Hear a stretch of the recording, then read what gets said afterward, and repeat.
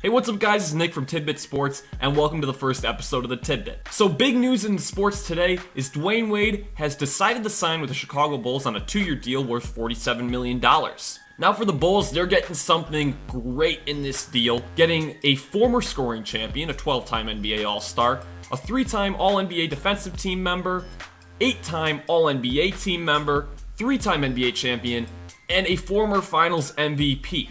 Now, although there were a lot of good things about Wade, we do have to look at the negative side. He did probably have one of the worst seasons of his career last year during the regular season, averaging 19 points per game, which is tied for the lowest that he has had since his rookie season. Also shot a career worst field goal percentage, at least in the last 5 seasons.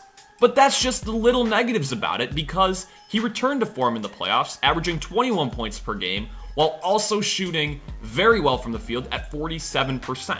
Many analysts had said that he looked like vintage Wade during the playoff run, which is very encouraging if you're a Chicago Bulls fan. Now, if you're a Heat fan, you're not exactly sure how to react to this because you just lost your franchise centerpiece for the past 13 seasons. He's a 3-time NBA champion with your organization and a Finals MVP. This is a guy who has led your team to numerous playoff runs, only missing the playoff 2 times in his career. So that winning attitude, who knows, it might be gone in Miami for a couple of seasons. We don't know how it's going to affect you guys. But I'm very curious to see how Miami reacts and goes out and tries to add some additions in free agency or through trades, because they just lost their main man in Miami. And getting back to the Bulls, because I am a Bulls fan, this is a perfect opportunity for me to talk about it. This is a great move. If you look at the Bulls 2 weeks ago, even maybe 4 or 5 days ago, things looked pretty bleak for this season. You just traded away your franchise centerpiece, the hometown hero in Derrick Rose, the former MVP, away to the Knicks, for Robin Lopez, Jose Calderon, and Jerian Grant. Now, Jerian Grant has some upside, but Jose Calderon and Robin Lopez, aging players with contracts. A couple days later, you lose your other former franchise centerpiece in Joakim Noah, again to the Knicks, and the team lost its identity. But you still have your main player that you're building around in Jimmy Butler. But it did look like the Bulls were going to be that in-between team that every NBA fan and frankly every sports fan hates.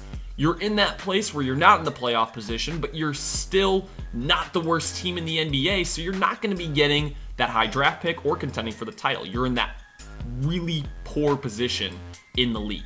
But with that being said, the Bulls surprised everyone and signed Rajon Rondo, now signing Dwyane Wade. The team looks like it has some upside. Then they trade away Jose Calderon, like I said, and Mike Dunleavy to clear some cap. It looks like things could be good on the west side of Chicago again for next season. In my opinion, I don't believe that the Bulls are a title contending team next year, not even a top 4 team in the East.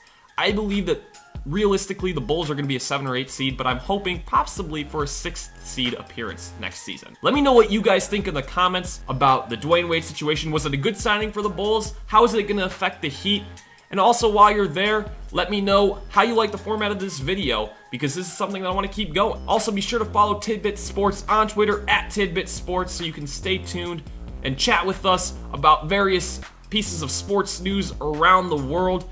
And until next time, guys, we'll see you later.